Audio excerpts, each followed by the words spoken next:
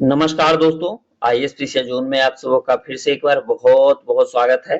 दोस्तों 17वीं बीपीएससी का वैकेंसी आ चुका है और इस बार जो है इतिहास में सर्वाधिक सीट यानी कि 1957 सीट है। ठीक है, अभी तक दोस्तों इतिहास में इतना सीट नहीं आया था, तो आपके लिए बेहतरीन मौका है दोस्तों एक सीट कंफर्म करने का। यदि आप ऑफिसर बनना चाहते हैं तो आप अब जो है कड़ी से कड़ी मेहनत कीजिए और एक सीट आपका कंफर्म हो जाएगा। ठीक है दोस्तों, और इस प्रीलिम्स परीक्षा जो है सबसे बड़ी बाधा होती है, तो इसको पार करना जो है बहुत बड़ा चैलेंज है दोस्तों। ठीक है, और इस चैलेंज को आप कब पार कर पाएंगे, जब ज्यादा से ज्यादा बचे हुए समय में आप एमसीक्यू टाइप क्वेश्चन को सॉल्व करेंगे।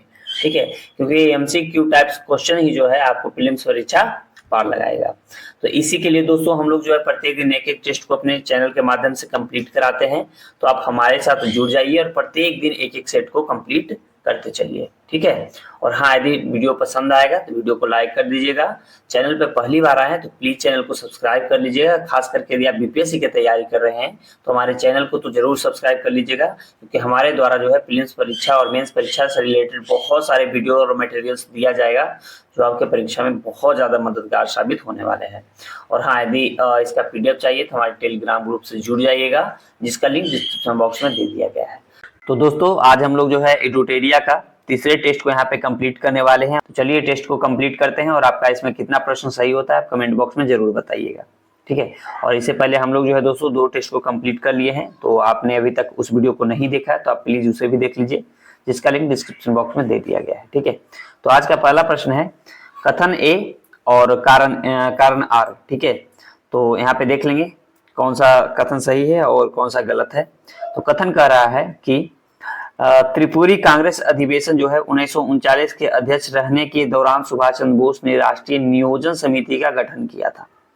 ठीक है, तो यहाँ पर देखेंगे तो ये पहला कथन तो दोस्तों गलत हो जाएगा। ठीक है, इसका मैं व्याख्या भी करूंगा।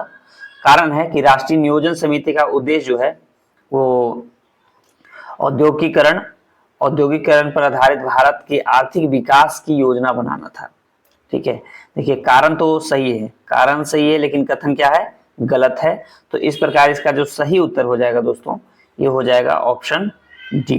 ठीक है, सही उत्तर ऑप्शन डी हो जाएगा। चलिए देखिए अब इसके व्याख्या को देखिए।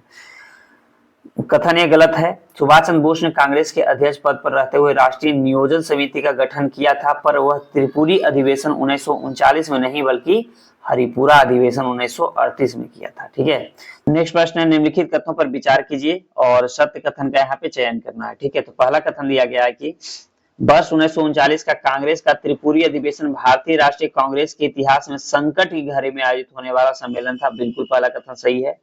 दूसरा है त्रिपुरी अधिवेशन 1939 के अध्यक्ष पद हेतु निर्वाचन में सुभाष चंद्र बोस ने भाभी सीतारमैया को पराजित किया था।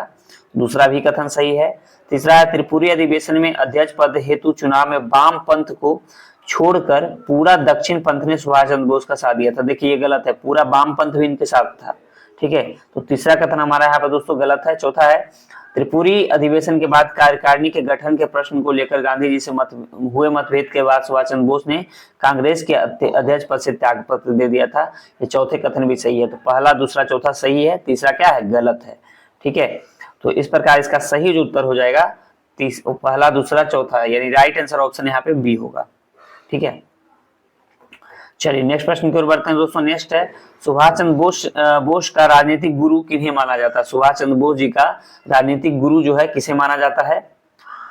तो सुभाष चंद्र बोस जी का जो राजनीतिक गुरु है दोस्तों सी आर दास है। ओके, सी आर दास है, राइट आंसर यहाँ पे ऑप्शन सी हो जाएगा। सुभाष चंद्र बोस का भारतीय राष्ट्रीय आंदोलन में प्रवेश 1920 के दशक के शुरुआती दौर में हुआ। जालियांवाला बाग के जघन्य नरसंहार 1919 से दुखी होकर अप्रैल 1921 में उन्होंने भारतीय सिविल सेवा से त्यागपत्र दे दिया था। इसके बाद सुभाष चंद्र बोस जो है इसके बाद सुभाष चंद्र बोस मार्गदर्शन प्राप्त करने के लिए जुलाई 1921 ईस्वी में गांधी जी के पास आए। गांधी जी ने सुभाष के मन में भारत की स्वतंत्रता के लिए पनप रही लालसा को भाप लिया और उन्हें देश बंधु चित्तरंजन दास के पास भेजा। इस प्रकार सी आर दास जो है सुभाष चंद्र बोस के राजनीतिक गुरु बन गए। नेक्स्ट प्रश्न है निम्नलिखित में से कौन सी प्रसिद्ध पुस्तक सुभाष चंद्र बोस द्वारा लिखित है। ठीक है, 4 नंबर प्रश्न। तो इसका जो सही उत्तर हो जाएगा दोस्तों ये हो जाएगा option A Indian struggle. Indian struggle जो है सुभाष चंद्र बोस का पुस्तक है, याद रखेंगे। ओके, चलिए नेक्स्ट प्रश्न को, यहाँ पे और कुछ प्रश्न है जैसे कि आप देख सकते हैं, India wins freedom Maulana Abul Kalam Azad का है, अनहैप्पी इंडिया लाला लाजपत राय, बहुत बार ये प्रश्न पूछा गया है दोस्तों, ये भी पूछा गया बीपीएससी के द्वारा, India divided Rajendra Prasad. Okay, तो ये सब कुछ महत्वपूर्ण पुस्तक है, इसे आप याद जरूर रखेंगे। नेक्स्ट है, निम्नलिखित कथनों पर विचार करें और सत्य कथन का यहाँ पे आपको 5 नंबर में चयन करना है।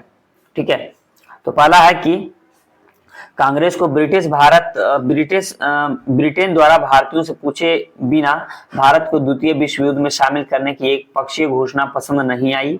बिल्कुल पहला कथन यहाँ पे सही है दोस्तों। दूसरा है, कांग्रेस ने द्वितीय विश्व युद्ध में ब्रिटेन का सशर्त समर्थन करने का निर्णय लिया था। दूसरा भी कथन यहाँ पे सही है, तो दोनों के दोनों कथन सही है दोस्तों। तो राइट आंसर हमारा यहाँ पे क्या हो जाएगा, ऑप्शन सी हो जाएगा। ठीक है, यहाँ पे सही उत्तर हो जाएगा ऑप्शन सी।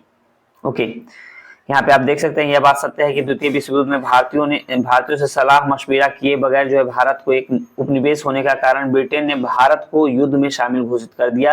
यह बात कांग्रेस को पसंद नहीं थी और इसके विरोध वैसे प्रांतों के मंत्रिमंडलों ने इस्तीफा दे दिया जहां कांग्रेस की सरकारें थी। तथापि कांग्रेस ने ब्रिटेन का सशर्त समर्थन करने का निर्णय लिया था क्योंकि वह ब्रिटेन से कहीं अधिक फांसीवाद, नाजीवाद और सैन्यवाद का विरोधी थी।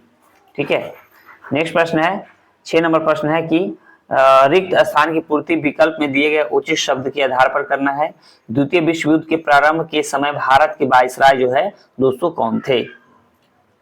तो उस समय भारत के वायसराय जो दोस्तों लॉर्ड लिनलिथगो थे। कौन थे? लॉर्ड लिनलिथगो थे, याद रखेंगे। ठीक है, और यहाँ पे आप देख सकते हैं लॉर्ड लिनलिथगो है। 1 सितंबर 2039 को जर्मनी के द्वारा पोलैंड पर आक्रमण किए जाने से शुरू होता है। उस समय भारत के वायसराय लॉर्ड लिनलिथगो जो है 1936 से 1944 थे। नेक्स्ट प्रश्न पर बढ़ते हैं, किस राष्ट्रवादी नेता ने जर्मनी और ब्रिटेन के बीच युद्ध को ऐसे ईश्वर प्रदत्त अवसर के रूप में देखा जिसमें भारतीयों को उन स्थिति का अपने हित में लाभ उठाने का मौका मिला? ठीक है, तो ये हो जाएगा दोस्तों Subhash Chandra Bose. Right answer option D हो जाएगा। यहाँ पे राइट आंसर ऑप्शन डी हो जाएगा। ठीक है, ये प्रश्नगत विचार जो है सुभाष चंद्र बोस की है। दरअसल सुभाष चंद्र बोस ने 20 जून 1940 को महात्मा गांधी से बात की और उन पर दबाव डाला कि उन्हें द्वितीय विश्व युद्ध में ब्रिटेन की खराब स्थिति का फायदा उठाते हुए स्वतंत्रता आंदोलन का आह्वान करना चाहिए। उन्होंने कहा कि यह युद्ध भारत के लिए ऐसे ईश्वर प्रदत्त अवसर के रूप में आया है जिसमें भारतीयों को इस स्थिति का अपने हित में स्वतंत्रता प्राप्त करने में लाभ उठाना चाहिए। तो राइट आंसर यहाँ पे ऑप्शन डी हो जाएगा। 8 नंबर प्रश्न है दोस्तों, कांग्रेस के त्रिपुरी अधिवेशन के पश्चात सुभाष चंद्र बोस और दक्षिण पंथियों का समस्त टकराव किस प्रश्न पर केंद्रित था? 8 नंबर प्रश्न, तो इसका जो सही उत्तर हो जाएगा दोस्तों ये हो जाएगा ऑप्शन बी, कांग्रेस कार्यकारिणी समिति का गठन। राइट आंसर ऑप्शन बी हो जाएगा। ठीक है, कांग्रेस के त्रिपुरी अधिवेशन के पश्चात सुभाष चंद्र बोस और दक्षिण पंथियों का समस्त टकराव किस प्रश्न पर केंद्रित था? तो ये था कांग्रेस के कार्यकारिणी समिति के गठन को लेकर के। 9 नंबर प्रश्न की ओर बढ़ते हैं दोस्तों। 9 नंबर कथन है हमारा, 9 नंबर प्रश्न है, ध्यान देंगे। कथन ए और कारण आर पर विचार करना है। कथन कह रहा है कि द्वितीय विश्व युद्ध के प्रारंभ होने के बाद गांधी जी और उनके समर्थक तुरंत आंदोलन प्रारंभ करने के पक्ष में नहीं थे। ठीक है, तो यहाँ जो 9 नंबर का पहला कथन जो दिया गया है दोस्तों बिल्कुल सही दिया गया है। ठीक है, और कारण पे अब हम बात कर लेते हैं। ठीक है, तो कारण है कि गांधी जी का मानना था कि संगठनात्मक तौर पर कांग्रेस की स्थिति अच्छी नहीं है तथा तत्कालीन परिस्थितियां जो है जन सत्याग्रह के प्रतिकूल है।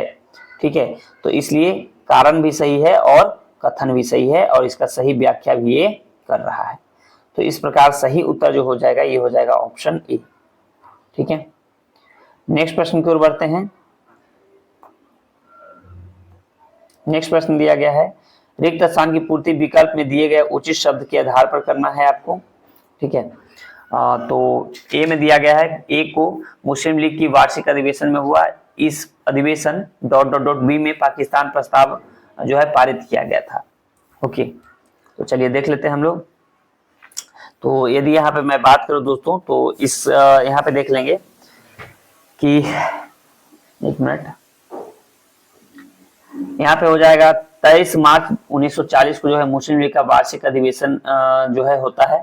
ठीक है, और यह अधिवेशन कहाँ होता है? यह अधिवेशन लाहौर में होता है। ठीक है दोस्तों, यह अधिवेशन जो है कहाँ होता है? लाहौर में होता है। ओके, तो 23 मार्च 1941,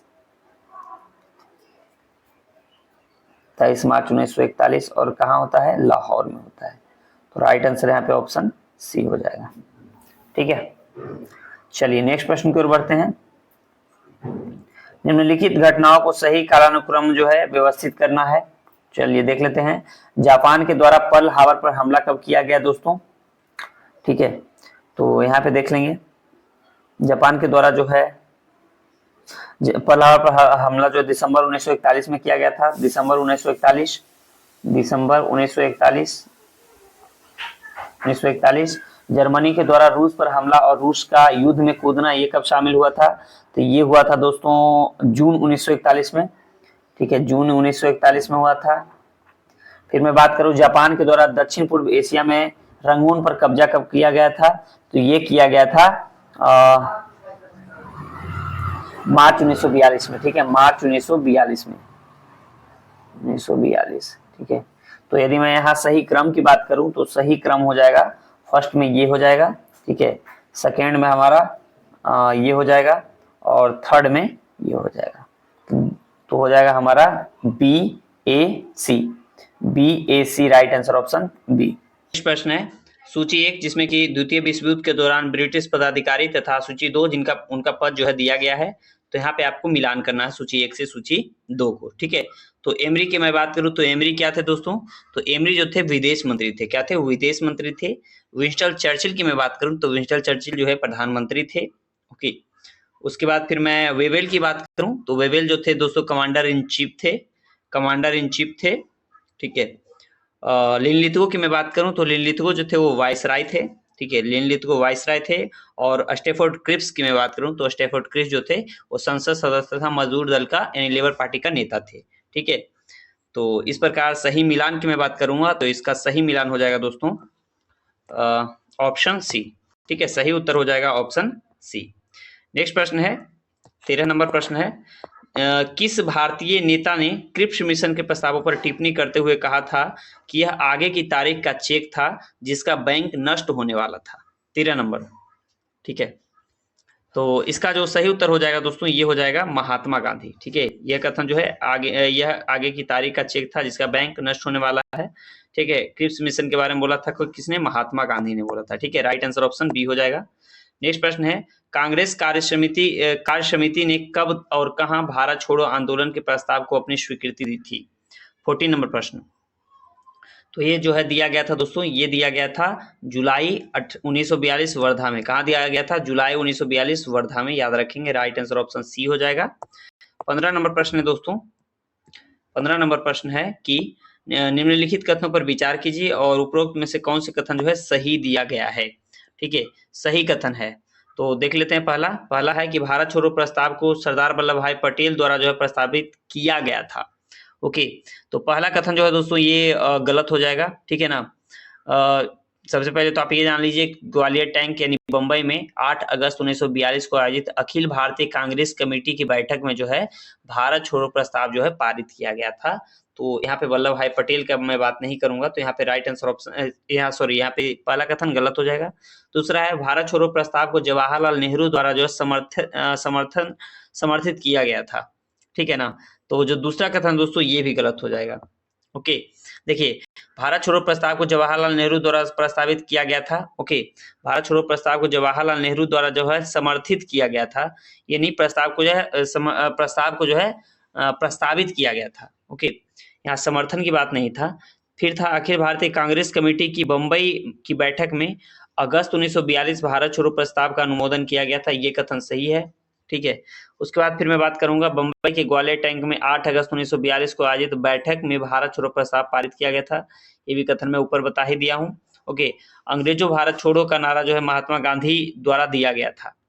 ठीक है, तो जो है प्रसिद्ध स्वतंत्रता सेनानी यूसुफ मेहर अली द्वारा जो है अंग्रेजों को भारत छोड़ो का नारा गढ़ा गया था। तो इसलिए राइट आंसर यहाँ पे क्या हो जाएगा? 3-4 जो है सही है, बाद बाकी सारे गलत है। तो राइट आंसर यहाँ पे ऑप्शन बी हो जाएगा। नेक्स्ट प्रश्न है ओके 16 नंबर प्रश्न है पाकिस्तान दिवस कब मनाया गया था? पाकिस्तान दिवस जो है कब मनाया गया था दोस्तों? तो पाकिस्तान दिवस जो है 23 मार्च 1943 को मनाया गया था। 23 मार्च 1943, राइट आंसर ऑप्शन डी हो जाएगा। फिर 17 नंबर प्रश्न है, सन 1942 में इंडियन इंडिपेंडेंस लीग की स्थापना, ठीक है, इंडियन इंडिपेंडेंस लीग की स्थापना, इंडियन इंडिपेंडेंस लीग की स्थापना किसके द्वारा जो है किनके द्वारा और कहाँ किया गया था? 17 नंबर प्रश्न। तो इसका सही उत्तर हो जाएगा दोस्तों ऑप्शन ए, रास बिहारी बोस के द्वारा टोक्यो जापान में। याद रखेंगे, टोक्यो जापान में जो है इंडियन इंडिपेंडेंस लीग की स्थापना की गई थी रास बिहारी बोस के द्वारा। 18 नंबर प्रश्न है हमारा, निम्नलिखित घटनाओं को कालानुक्रमिक क्रम में व्यवस्थित करें तथा उपयुक्त विकल्प के आधार पर जो है उत्तर देना है यहाँ पे। ओके, तो चलिए देख लेते हैं हम लोग सबसे पहले, ठीक है। सबसे पहले यदि दोस्तों मैं बात करूं यहाँ पे राजगोपालाचारी फार्मूला का, ठीक है ना, तो आप ध्यान देंगे कि सबसे पहले जो है गोपालाचारी फार्मूला जो है जुलाई 1944 में आता है। कब आता है? जुलाई 1944 में, ठीक है, 1944 में याद रखेंगे। वेवेल योजना की मैं बात करूं तो वेवेल योजना जो है मई 1945 में आता है। वेवेल योजना 45। शिमला सम्मेलन की मैं बात करूं, शिमला सम्मेलन जून 1945 में शिमला समझौता। सरकारी दमन के विरोध में गांधी जी द्वारा उपवास जो है किस दिनों का किया गया था? ठीक है, तो ये किया गया था दोस्तों फरवरी 1943 में, फरवरी 1943 में। और पाकिस्तान दिवस की मांग किया गया था, याद रखेंगे, पाकिस्तान दिवस का मांग किया गया था मार्च 1943 में, मार्च 1943 में, ठीक है। तो सही क्रम की यदि मैं बात करूंगा तो यहाँ पे सही क्रम हो जाएगा 4 5 1 2 3, ठीक है, 4 5 1 2 3। तो राइट आंसर हो जाएगा यहाँ पे 4 5 1 2 3, राइट आंसर ऑप्शन डी होगा। 19 नंबर प्रश्न है, भारत छोड़ो आंदोलन की एक महत्वपूर्ण विशेषता, देश के कई स्थानों में समानांतर सरकारों की स्थापना की गई थी। निम्नलिखित में से कौन से स्थान पर समानांतर सरकार की स्थापना नहीं की गई थी? 19 नंबर प्रश्न, ठीक है। तो इसका जो सही उत्तर हो जाएगा दोस्तों ये हो जाएगा ऑप्शन बी, बालासोर में। कहा नहीं किया गया था? बालासोर में नहीं किया गया था। नेक्स्ट प्रश्न है, यानी 20 नंबर प्रश्न हमारा है कि 1942 के भारत छोड़ो आंदोलन के दौरान किस स्थान पर स्थापित समानांतर सरकार सबसे लंबे समय तक चली थी? 20 नंबर प्रश्न। तो इसका जो सही उत्तर हो जाएगा दोस्तों ये हो जाएगा ऑप्शन सी, सतारा में। कहाँ चला था सबसे लंबा? सतारा में चला था। राइट आंसर ऑप्शन सी हो जाएगा। नेक्स्ट प्रश्न है, निम्नलिखित कथनों पर विचार कीजिए और उपरोक्त में से कौन सा कथन जो है सत्य दिया गया है, ठीक है। तो चलिए हम लोग यहाँ पे देख लेते हैं। तो सबसे पहले यहाँ पे दोस्तों मैं बात करूं, भारत छोड़ो आंदोलन के दौरान उषा मेहता ने बॉम्बे में भूमिगत रेडियो स्टेशन की स्थापना की थी, ठीक है। तो पहला कथन तो सही दिया गया है। दूसरा है 1943 के मध्य से 1945 तक सतारा में चलने वाली समानांतर सरकार जातीय सरकार के नाम भी जानी जाती थी। देखिए यहाँ पे दूसरा कथन जो है दोस्तों ये गलत है, ठीक है। 1943 के मध्य से 1945 तक सतारा में चलने वाली सरकार को जो है प्रति सरकार के नाम से जाना जाता था, न कि जातीय सरकार के नाम से। तो इस प्रकार दूसरा कथन तो यहाँ पे गलत है। तीसरा दिया गया है कि बलिया में अगस्त 1942 में चीतू पांडे के नेतृत्व में समानांतर सरकार की स्थापना की गई थी। बिल्कुल तीसरा कथन सही है।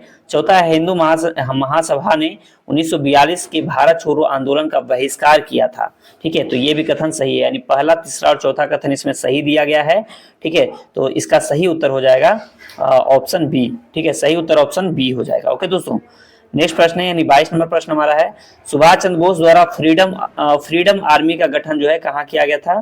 फ्रीडम आर्मी का, ठीक है। तो फ्रीडम आर्मी का जो गठन किया गया था दोस्तों ये किया गया था जर्मनी में। कहाँ किया गया था? जर्मनी में किया गया था।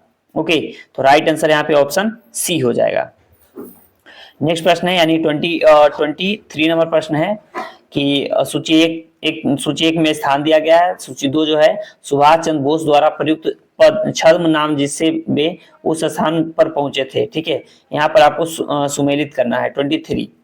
तो चलिए हम लोग यहाँ पे सुमेलित कर लेते हैं। सबसे पहले यहाँ पे मैं बात करूँ दोस्तों, ठीक है, सबसे पहले मैं बात करूँ टोक्यो को, तो टोक्यो जो है सुमेलित है किसे? आबिद हुसैन से, ठीक है, टोक्यो आबिद हुसैन। फिर मैं बात करूँ यहाँ पे जर्मनी, तो जर्मनी जो है ओरलैंडो मेजोटो, ठीक है। फिर पेशावर जो है दोस्तों ये संबंधित है किसे? तो पेशावर है जियाउद्दीन से। ओके, तो यहाँ पे इस जो सही मिलान है ये है 4 1 3, राइट आंसर ऑप्शन सी हो जाएगा। ठीक है। नेक्स्ट प्रश्न है यानी 24, सुभाष चंद्र बोस को नजरबंदी से भगाकर जनवरी 1941 में किस व्यक्ति ने पेशावर पहुंचने में मदद की थी? 24 नंबर प्रश्न। तो ये थे भगत राम। कौन थे दोस्तों? भगत राम थे, याद रखेंगे भगत राम थे। ठीक है, चलिए इसके व्याख्या को देख लेते हैं। देखिए, जनवरी 1941 में सुभाष चंद्र बोस जो है नजरबंदी से निकलकर भागने में सफल रहे थे और वे रूस पहुंचने का प्लान तैयार किए।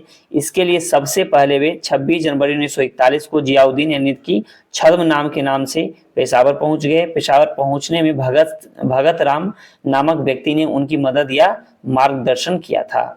ठीक है, चलिए अगला प्रश्न है यानी 25 है हमारा, कथन और कारण का प्रश्न है। तो चलिए देख लेते हैं इसको हम लोग। तो यहां पे दिया गया है दोस्तों, ठीक है। चलिए 25 का देख लेते हैं। 25 का जो 25 है, 25 का पहला दिया गया है कि कथन दिया गया है कि जून 1945 में ब्रिटिश सरकार ने सभी कांग्रेसी नेताओं को जेल से रिहा कर दिया था। ठीक है, तो पहला कथन यहाँ पे सही दिया गया है। ओके, कारण देख लेते हैं। यूरोप में द्वितीय विश्व युद्ध समाप्ति की अवस्था में पहुंच चुका था, किंतु भारत पर जापान के आक्रमण का भय अभी भी बना हुआ था। तो कारण भी सही है और इसी कारण जो है सारे कैदी को छोड़ा भी गया था। ठीक है, तो ये इसका कारण जो है, कथन का कारण जो है सही स्पष्टीकरण भी है। तो इसलिए सही जो उत्तर हो जाएगा ये हो जाएगा ऑप्शन ए। ठीक है, नेक्स्ट प्रश्न है यानी 26 की ओर बढ़ते हैं। 26 नंबर प्रश्न है दोस्तों, देसाई लियाकत समझौता प्रस्ताव के संबंध में निम्न कथनों पर विचार कीजिए और उपरोक्त में से कौन सा कथन जो है सत्य दिया गया है। तो चलिए देख लेते हैं। पहला दिया गया है कि यह समझौता प्रस्ताव कांग्रेस और मुस्लिम लीग के बीच संवैधानिक गतिरोध को दूर करने के लिए लाया गया था। बिल्कुल पहला कथन सही है। दूसरा दिया गया है कि यह समझौता प्रस्ताव गोपालचारी फार्मूला 1944 के बाद लाया गया था। तो दूसरा भी कथन सही है। तीसरा है यह समझौता प्रस्ताव के अनुसार अंतरिम सरकार में कांग्रेस तथा मुस्लिम लीग दोनों केंद्रीय विधानमंडल में से क्रमशः 2:1 में अपने सदस्यों को मनोनीत करने की बात की थी। ठीक है, तो यहाँ पे तीसरा कथन जो दोस्तों ये गलत हो जाएगा। ठीक है, तीसरा कथन क्या हो जाएगा?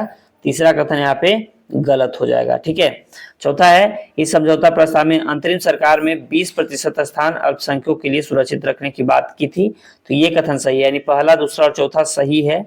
ठीक है, पहला, दूसरा, चौथा सही है, तो सही उत्तर ऑप्शन बी हो जाएगा। ओके, चलिए बढ़ते हैं नेक्स्ट प्रश्न की ओर। 27, रिक्त स्थान की पूर्ति विकल्प में दिए गए उचित शब्द के आधार पर कीजिए। कांग्रेस के वरिष्ठ नेता चक्रवर्ती गोपालाचारी ने कांग्रेस तथा मुस्लिम लीग के मध्य सहयोग बढ़ाने हेतु खाली स्थान को एक फार्मूला सुझाया था, जिसे राजगोपालाचारी फार्मूला के नाम से जाना जाता है। तो ये सुझाव कब दिया गया था दोस्तों?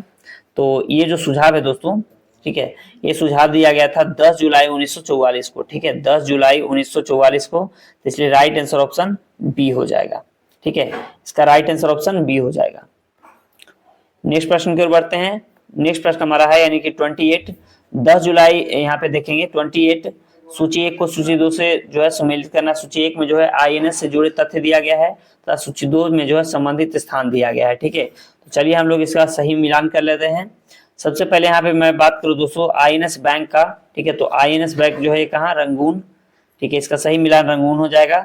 आईएनएस का प्रारंभिक मुख्यालय कहाँ था? तो आईएनएस का प्रारंभिक मुख्यालय जो है सिंगापुर में था। ओके, सिंगापुर में था। फिर स्वराज द्वीप की मैं बात करूं दोस्तों, तो स्वराज द्वीप जो है निकोबार द्वीप का नामकरण किया गया था और शहीद द्वीप जो है वो अंडमान निकोबार का। देखिए बीपीएससी के द्वारा पूछा गया प्रश्न है, तो इसको ध्यान में रखेंगे। तो 28 नंबर का जो सही उत्तर हो जाएगा दोस्तों ये हो जाएगा एक ए बी डी सी। चलिए ये कथन सही है, राइट आंसर ऑप्शन डी हो जाएगा। ठीक है, sorry, right answer option B हो जाएगा, B A D C. Next प्रश्न की ओर बढ़ते हैं। 29, सुभाष चंद्र बोस ने अपने प्रसिद्ध नारा तुम मुझे खून दो मैं तुझे आजादी दूंगा कहाँ दिया था? ठीक है, सुभाष चंद्र बोस ने जो है यह नारा कहाँ दिया था दोस्तों? तो यह नारा दिया गया था मलाया में। कहाँ दिया गया था? मलाया में दिया गया था। राइट आंसर ऑप्शन बी हो जाएगा। चलिए इसके व्याख्या को थोड़ा देख लेते हैं हम लोग। चलिए इसका सही उत्तर तो ऑप्शन बी हो जाएगा। यहाँ पे देखेंगे सुभाष चंद्र बोस के नेतृत्व में इंडियन नेशनल आर्मी यानी आईएनए जापान एवं दक्षिण पूर्व एशिया के क्षेत्रों को भारतीय स्वतंत्रता संग्राम के लिए अपना केंद्र बनाया था। ठीक है, ज्ञातव्य है कि दक्षिण पूर्व एशिया के क्षेत्र उस समय जापान के प्रभाव में युद्ध द्वारा शामिल कर लिए गए थे। आईएनएस जापान के समर्थन एवं सहयोग से ही अपनी गतिविधियों का संचालन कर रहा था। इसी क्रम में सुभाष चंद्र बोस ने अपना ऐतिहासिक नारा तुम मुझे खून दो मैं तुझे आजादी दूंगा मलाया नामक स्थान में दिया था, जो वर्तमान में फिलीपींस नामक दक्षिण पूर्वी एशियाई देश की राजधानी है। ठीक है, चलिए बढ़ते हैं अगले प्रश्न यानी 30 नंबर प्रश्न की ओर। 30 नंबर हमारा प्रश्न है दोस्तों कि अर्जी हुकूमत आजाद हिंद के नाम से अस्थायी सरकार का गठन सुभाष चंद्र बोस ने कहाँ किया था? अर्जी हुकूमत आजाद हिंद के नाम से। ठीक है, तो ये जो है दोस्तों ये कहाँ किया गया था? ये किया गया था सिंगापुर में। कहाँ किया गया था? सिंगापुर में, याद रखेंगे। राइट आंसर ऑप्शन ए हो जाएगा। ठीक है, चलिए अगला प्रश्न है 31। आजाद हिंद फौज दिवस कब मनाया जाता है? आजाद हिंद फौज दिवस जो है कब मनाया जाता है? तो ये मनाया जाता है 12 नवंबर 1945 को। ठीक है, 12 नवंबर 1945 को। राइट आंसर ऑप्शन ए हो जाएगा। नेक्स्ट है सूची 1 जिसमें कि कैबिनेट मिशन के सदस्य दिया गया है तथा सूची 2 उनका पद दिया गया है। चलिए हम लोग यहाँ पे मिलान कर लेते हैं। ठीक है, तो लॉर्ड पेंथिक लॉरेंस की मैं बात करूं यहाँ पे। ठीक है, तो लॉर्ड पेंथिक लॉरेंस क्या थे? तत्कालीन भारत सचिव थे। ठीक है, भारत सचिव थे। एबी अलेक्जेंडर जो है तत्कालीन नौसेना मंत्री थे। ठीक है, नौसेना मंत्री थे। स्टैफोर्ड क्रिप्स की मैं बात करूं तो स्टैफोर्ड क्रिप्स जो थे वो व्यापार बोर्ड के अध्यक्ष थे। ठीक है, तो ये मिलान यहाँ पे 1, 3, 4 जो है सही दिया गया है। चलिए ऑप्शन के अकॉर्डिंग देख लेते हैं।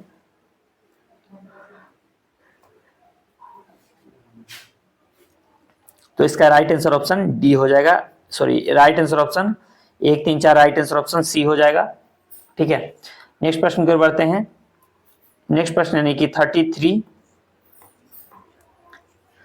सूची 1 जिसमें कि अंतरिम सरकार के मंत्री दिया गया है, सूची 2 जिसमें कि मंत्रालय दिया गया है, को यहाँ पे जो है सुमेलित करना है। ठीक है, तो चलिए हम लोग यहाँ पे सुमेलित कर लेते हैं। 33 नंबर प्रश्न है। ठीक है, तो सही मैं बात करूं यहाँ पे तो जॉन मथाई की बात करें तो जॉन मथाई क्या थे? रेलवे मंत्री थे। ठीक है, ये हमेशा प्रश्न पूछा जाता है दोस्तों, इसे ध्यान रखेंगे।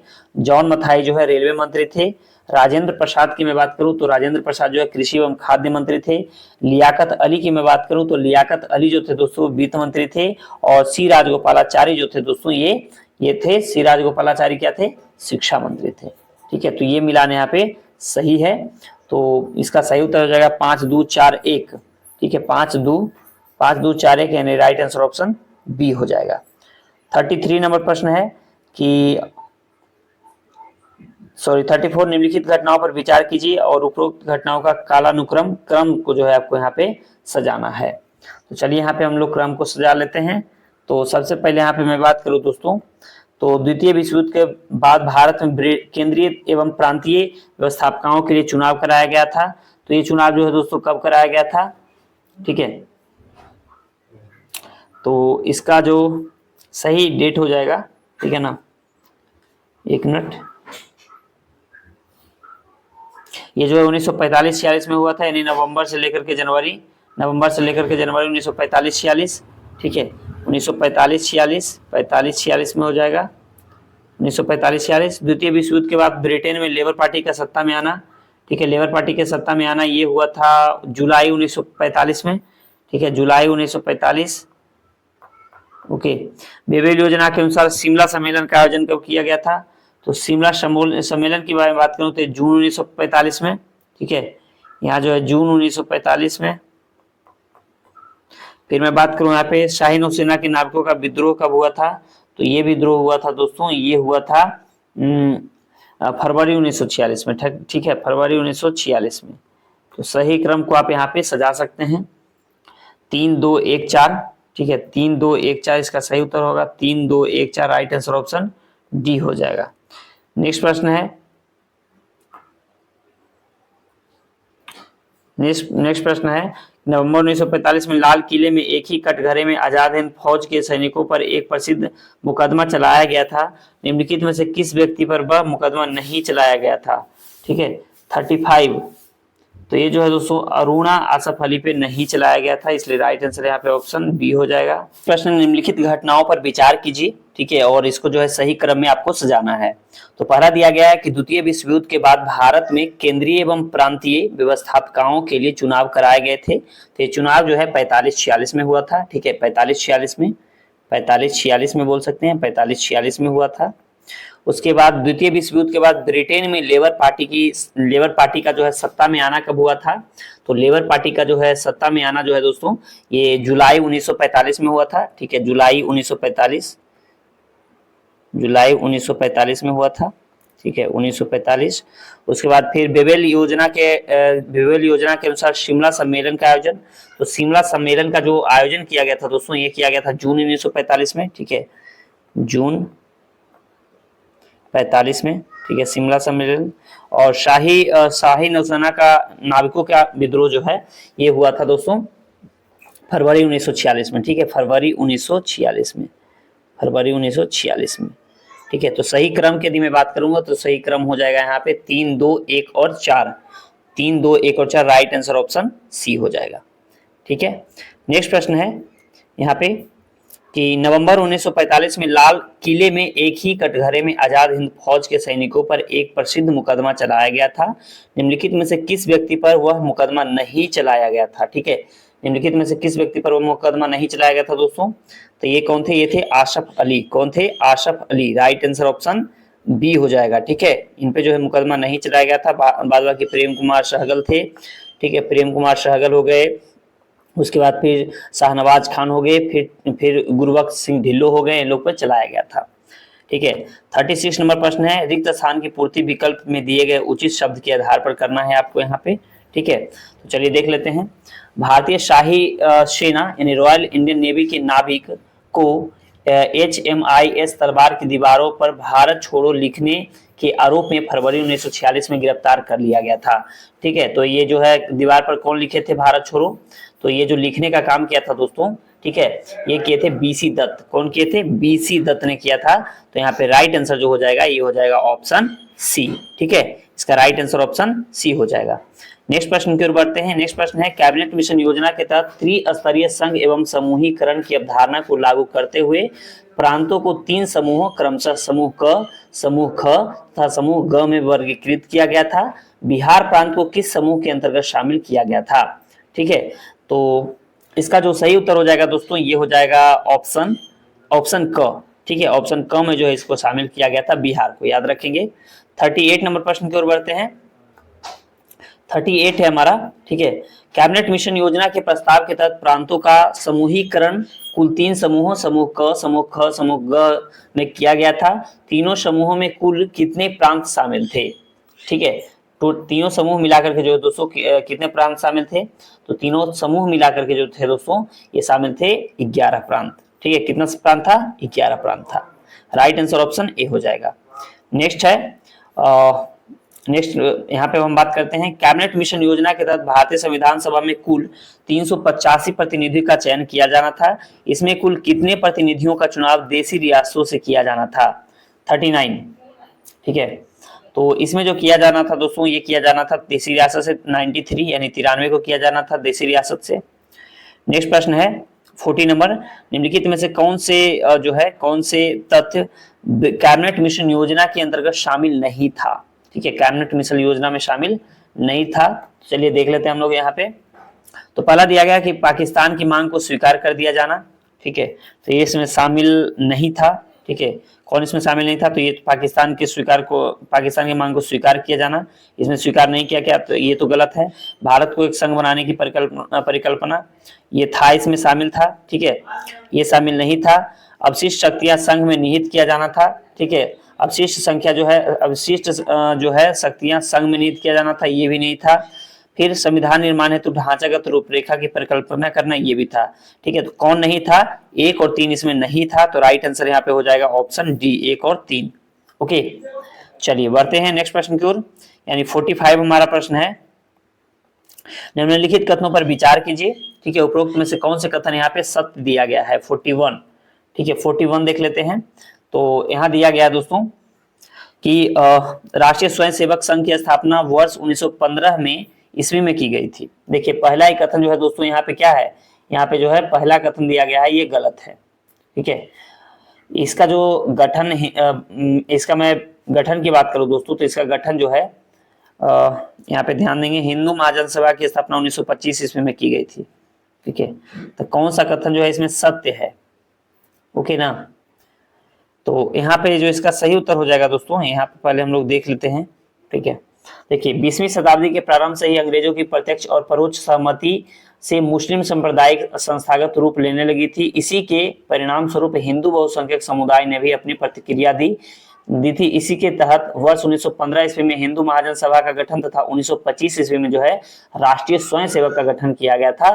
ठीक है, तो यहाँ पे दोनों कथन क्या हो जाएगा, गलत है। ये 1915 में नहीं बल्कि 1925 में किया गया था, और ये 1915 में नहीं, ये 1925, ये जो है 1925 में नहीं 1915 में किया गया था। ठीक है, तो दोनों कथन यहाँ पे गलत दिया गया है।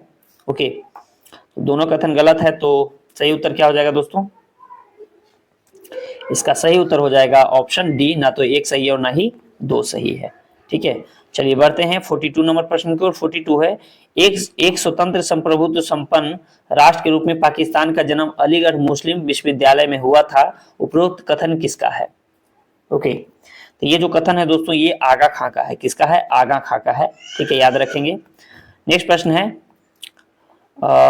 कथन और कारण वाला प्रश्न है, तो कथन देख लेते हैं। कथन दिया गया है कि 43 कथन दिया गया है कि 1930 के दशक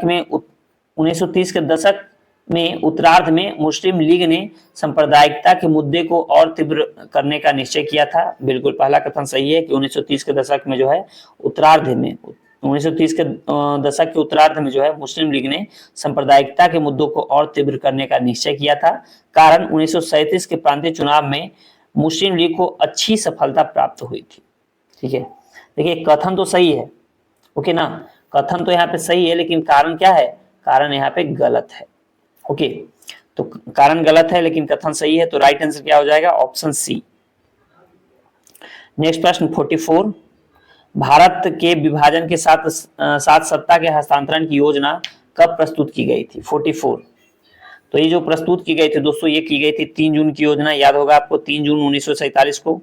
राइट आंसर यहाँ पे ऑप्शन डी हो जाएगा, 3 जून 1947। नेक्स्ट प्रश्न है, भारत स्वतंत्रता अधिनियम 1947 के संबंध में निम्नलिखित तथ्यों पर विचार कीजिए। ठीक है, और उपरोक्त तथ्यों का कालक्रम के अनुसार जो है क्रम में इसको सजाना है। तो सबसे पहले बात करेंगे बिल का जो है हाउस ऑफ लॉर्ड्स में प्रस्तुति कब हुआ था। तो बिल का हाउस ऑफ लॉर्ड्स में जो प्रस्तुति हुआ था दोस्तों ये हुआ था 16 जुलाई को। ठीक है, 16 जुलाई 1945। ठीक है, 16 जुलाई 1947। ठीक है, ये हुआ था 16 जुलाई 1947 का। और बिल का जो है लॉर्ड ऑफ कॉमन्स में प्रस्तुति जो है 15 जुलाई को हुआ था। ठीक है, 15 जुलाई को हुआ था, 15 जुलाई 1947। ठीक है, 1947। और बिल का शाही स्वीकृति कब मिला था, तो शाही स्वीकृति जो मिला था दोस्तों ये मिला था 18 जुलाई को। ठीक है, 18 जुलाई JULY जुलाई 1947 को मिला था। ठीक है, 1947 को मिला था। ओके, तो इसके क्रम की यदि मैं बात करूं तो हो जाएगा इसका B, A और C। ठीक है, B, A और C हो जाएगा। ठीक है, B, A और C, B, A और C, right answer option B हो जाएगा। ठीक है, चलिए बढ़ते हैं अगले प्रश्न की ओर। 46 हमारा प्रश्न है, कथन और कारण का प्रश्न है। चलिए देख लेते हैं कौन सही है कौन गलत है। तो पढ़ा दे रहा है कि लाहौर अधिवेशन 1929 ईस्वी की भावना के विपरीत कांग्रेस ने माउंटबेटन योजना के तहत डोमिनियन स्टेट का दर्जा स्वीकार किया। बिल्कुल पहला कथन तो सही है। कारण देख लेते हैं, देश की तत्कालीन परिस्थितियां को नियंत्रित करने के लिए आवश्यकता था कि कांग्रेस जल्द से जल्द शासन की शक्तियां प्राप्त करे। बिल्कुल कारण भी सही है और कथन भी सही है, और इसीलिए ये लागू भी हुआ था। तो यही इसका सही स्पष्टीकरण भी है। ठीक है, तो सही उत्तर हो जाएगा ऑप्शन ए। नेक्स्ट प्रश्न की ओर बढ़ते हैं 47 की ओर बढ़ते हैं। 47 नंबर प्रश्न हमारा कि महात्मा गांधी को वन मैन बाउंड्री फोर्स से तुलना किसने की थी। तो इसका जो सही उत्तर हो जाएगा दोस्तों ये हो जाएगा ऑप्शन डी, लॉर्ड माउंटबेटन ने। किसने किया था, लॉर्ड माउंटबेटन ने। नेक्स्ट प्रश्न की ओर बढ़ते हैं। रिक्त स्थान की पूर्ति विकल्प में दिए गए उचित शब्द के आधार पर करना है आपको। ठीक है, तो पहला दिया गया है कि 1945 में डॉट डॉट डॉट में तथा 1947 में डॉट डॉट डॉट में अखिल भारतीय राज्य जन सम्मेलनों का आयोजन किया गया, जिसकी अध्यक्षता जवाहरलाल नेहरू ने किया था।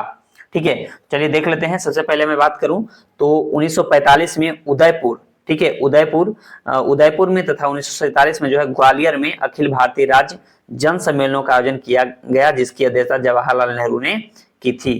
तो इसका सही उत्तर क्या हो जाएगा दोस्तों, इसका सही उत्तर हो जाएगा ऑप्शन बी, उदयपुर और ग्वालियर। नेक्स्ट प्रश्न है 49 माउंटबेटन योजना 3 जून 1947 के तहत क्षेत्र युग्मों की पहचान कीजिए तथा जनमत संग्रह द्वारा इस बात का पता लगाने की व्यवस्था थी कि वे भारत संघ में शामिल होना चाहते थे या पाकिस्तान संघ में। ठीक है, तो देख लेते हैं। तो माउंटबेटन योजना जो है के तहत क्षेत्र युग्मों की पहचान कीजिए, तो ये कौन सा क्षेत्र था? ये था उत्तर पश्चिमी सीमा प्रांत और असम का सिलहट जिला। ठीक है, राइट आंसर यहाँ पे ऑप्शन ए हो जाएगा। और आज का लास्ट प्रश्न है। ठीक है, इसके बाद जो है हम लोग प्रश्न अगले पार्ट में करेंगे और अगले पार्ट में 51 से लेकर के 150 तक कंप्लीट कर लेंगे। ठीक है, तो आज का ये लास्ट प्रश्न है। किस चार्टर के द्वारा पहली बार ईस्ट इंडिया कंपनी के तीनों प्रेसिडेंसीज कलकत्ता, बंबई, मद्रास के गवर्नरों और परिषदों के को जो है विधायी शक्तियां प्राप्त की गई थी? तो इसका सही उत्तर क्या हो जाएगा दोस्तों? इसका जो सही उत्तर हो जाएगा ये हो जाएगा ऑप्शन बी। ठीक है, 1726 ईस्वी का चार्टर में। ठीक है, 1726 ईस्वी का चार्टर अधिनियम में। ओके, तो बस आज इतना ही दोस्तों। वीडियो आपको कैसा लगा कमेंट बॉक्स में बताएंगे। वीडियो पसंद आया तो प्लीज वीडियो को लाइक कर दीजिए। चैनल पर पहली बार आए तो चैनल को जरूर सब्सक्राइब कीजिए और दोस्तों से इस वीडियो को शेयर कीजिए ताकि उनको भी इसका फायदा हो सके। चलिए मिलते हैं हम लोग अगले वीडियो में। अपना ख्याल रखें, पढ़ाई करते रहें। जय हिंद।